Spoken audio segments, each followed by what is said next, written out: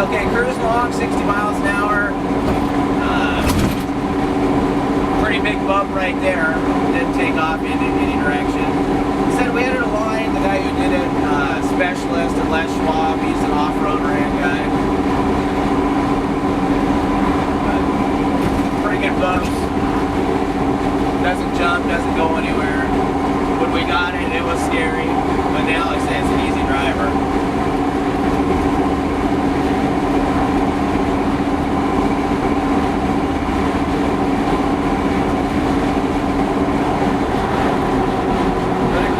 Nice, I mean, we're under 2,000 RPM, going 55.